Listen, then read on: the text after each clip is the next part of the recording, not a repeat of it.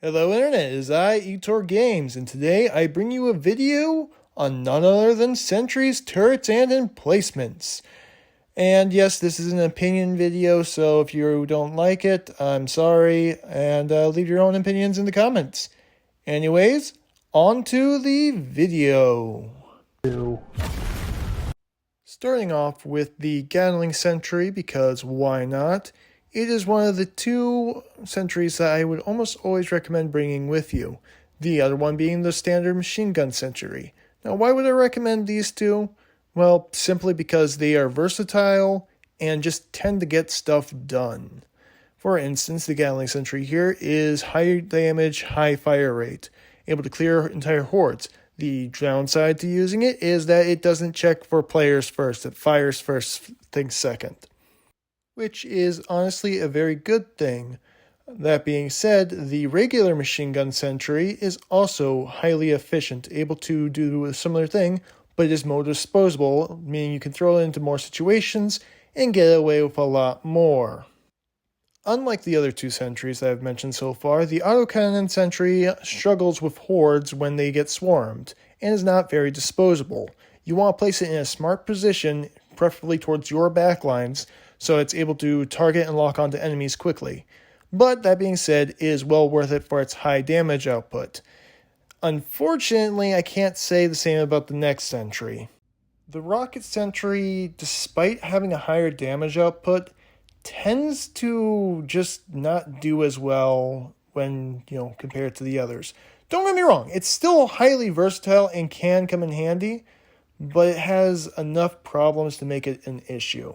Moving on to the next sentry. The next sentry is another disposable one, the flame sentry. Don't get me wrong, it's not bad, but it has issues. It's short range really hurts it in the long run. You can and will get in trouble if you try to handle enemies at range with it, because it needs short range. That being said, it has great area control. It just struggles with range. Next sentry on our list is one of my favorites, in which I'm going to be honest with you, I have terrible opinions, but the laser sentry just does work. It has quick aim down times, a low cooldown, and probably most importantly of all, high damage output and can take out tanks. It's honestly a great thing. Its one downside is that it tends to break easily, so place it smart, don't treat it super disposable, but it can be disposable in a pinch. Anyways, moving on. Let's handle an emplacement real quick.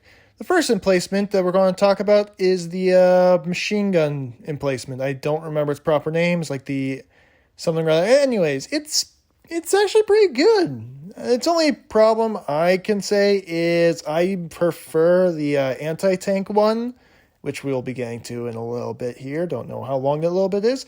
But hey, high damage output, high fire rate, no real complaints. Also, while I'm here, fire mines are amazing. That's all I'm going to say about them.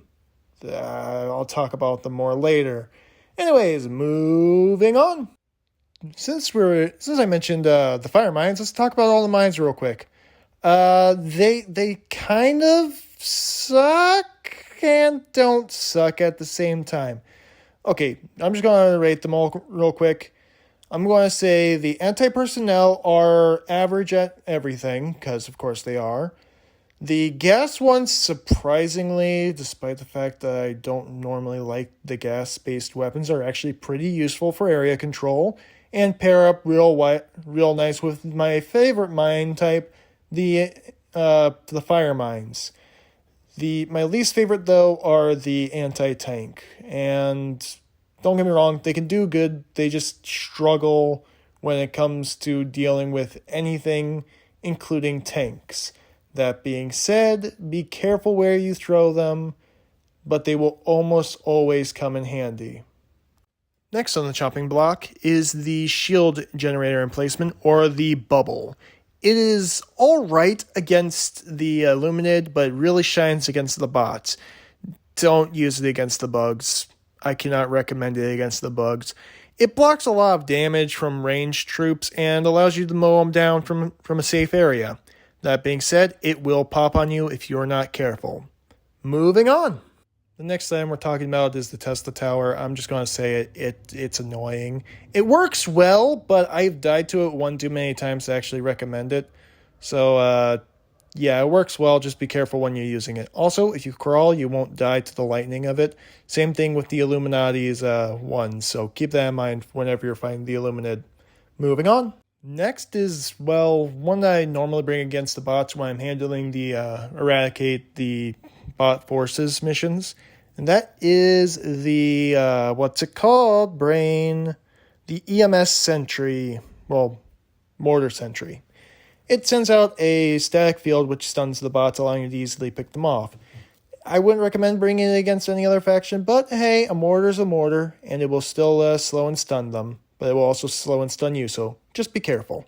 On the other hand of the mortar sentries, we have the base mortar, which is, honestly, it's killed me multiple times when using it. I don't bring it out very often unless it's, again, eradicate Terminate Swarm or Automaton Forces. But hey, it works, it does its job, and I have no room to complain for my lack of skill. Go ahead and make fun of me in the comments if you want to. The next emplacement / sentry is the Grenader emplacement, and it works. It works well if you're able to actually get into the proper thing. It also works as a wall to hold back enemies in a pinch. Its one downside is, as you saw there, its splash damage can hurt your allies and yourself, so just be careful where you're aiming it, and you should be fine. The final and possibly most useful emplacement, the anti-tank emplacement. Bringing against the bots, 2 shots to their ships, 2 shots to the dogs, and 2 shots to the factories, and it destroys anything. Heck, it's even good against the Illuminid. The only downside I can think about it is that, technically speaking, struggles against the bugs, because even though it one-shot anything, you're going to get swarmed. But guess what? You bring a different sentry for that. Anything is good as long as it's, brought with stuff to bring it up in its backside. But this thing just works no matter what. Even in its weakest form, it's the best.